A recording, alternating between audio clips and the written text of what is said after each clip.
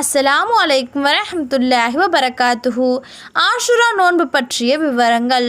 இந்த வீடியோவில் ஆஷுரா நோன்பு என்றால் என்ன, ஆஷுரா நோன்பு எப்பொழுது நோற்க வேண்டும், இந்த வருடம் ஆஷுரா நோன்பு எந்தெந்த தேதிகளில் நோற்க வேண்டும், ஆஷுரா நோன்பின் சிறப்புகள் என்ன என்பதை தெளிவாக காண்போம்.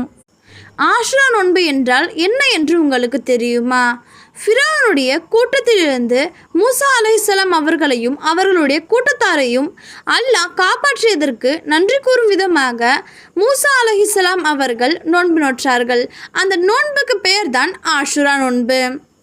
ஆஷுரா நோன்பு என்றால் என்ன என்று தெரிந்துவிட்டது. ஆனால் ஆஷுரா நோன்பு என்பது எப்போது வைக்க வேண்டும்?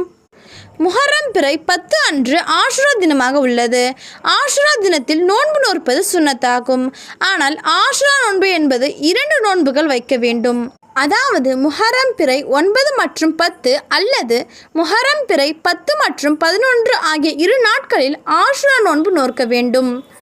இந்த வருடம் ஆஷுரா நோன்பு நோற்கும் நாட்கள் எதுவென்றால் 25/6/2026 மற்றும் 26/6/2026 அல்லது 26/6/2026 மற்றும் 27/6/2026 ஆகும். ஆஷுரா நோன்பின் சிறப்பு என்னவென்றால், ஆஷுரா நோன்பு நோற்பது என்பது ஒரு வருட ஆண்டின் பாவ பரிகாரமாகும்.